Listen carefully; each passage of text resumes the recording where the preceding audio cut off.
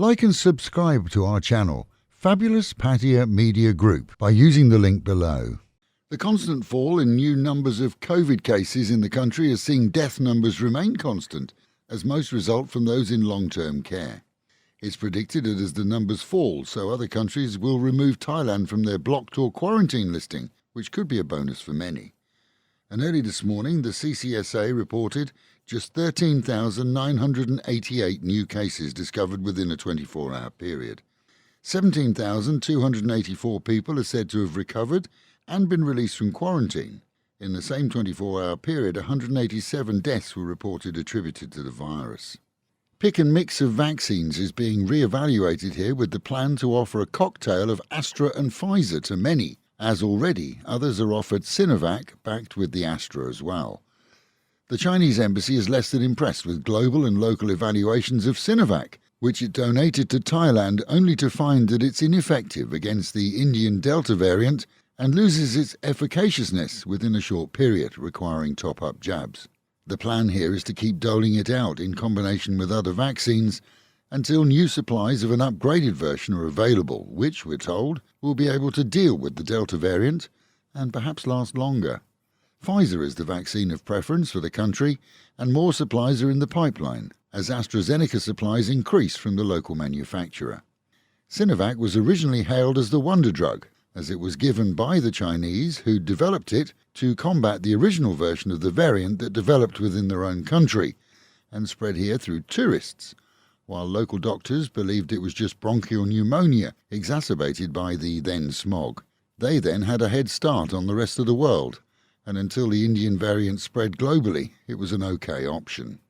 The ban on self-serve buffets from Mugatar to Western spreads has mostly been adhered to by eateries at the weekend, seeing Western-style buffets replaced by plated meals, often with the offer of a free refill, and Mugatar Thai buffets supplying a list of ingredients to choose from.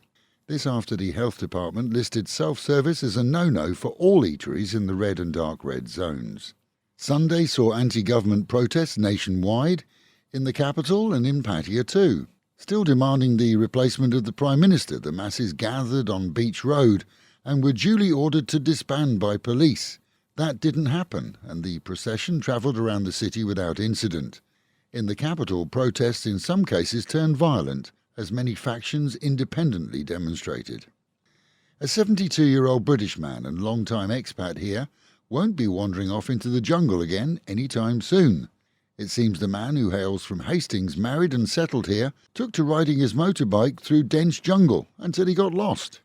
Rescued after his wife reported him missing, he survived 3 days alone in the woodlands, without food and only rain to collect for water. No worse for wear when he was recovered. He was hospitalised initially for checkups and treatments for bites. Despite dressing as a food delivery guy, cops quickly recognised a gold shop robber from CCTV recordings as one of their own. The 25-year-old swiped 3.5 million bahts worth of the yellow stuff in an armed robbery. Local cops watched and recognised and then nabbed him. Much of his stash is yet to be recovered, but chances are his career in brown at least is well and truly over. Meanwhile, at home and in our own province this morning, the provincial offices have reported 703 new cases of the virus, 229 in Silachar, 145 in Banglamung, 94 in Chonburi, and the balance spread around the province. In the past 24 hours, we're told, 4 deaths have been attributed to the virus. Police are awaiting toxicology reports on the driver of a car that hit and killed a woman outside Pong village. Word is that he was speeding as he was driving after curfew. The 30-year-old driver was being held after the middle-aged lady died and her husband was injured. Pattaya police are receiving more and more complaints of fake cops and fake arrests involving extortion. This after last week's revelation that a gang had kidnapped people and locked them in a dog cage until money was paid. Arrests have already been made regarding that incident, and a truck taken as part payment of an extortion amount from another couple has been located and examined too. The fake arrests appear to have taken place mostly in the Nong Pru area, and a full investigation is underway.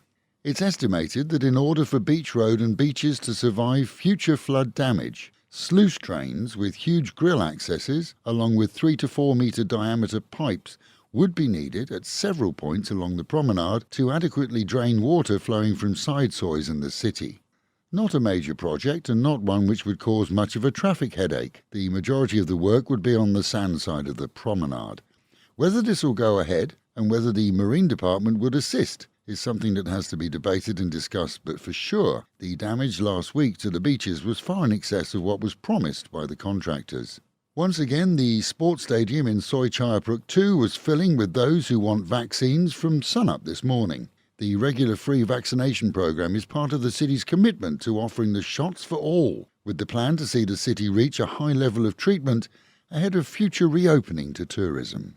And with the Met Office promising highs of 31 dropping down to 28, a sunny but slightly overcast day with the chance of rain at any time.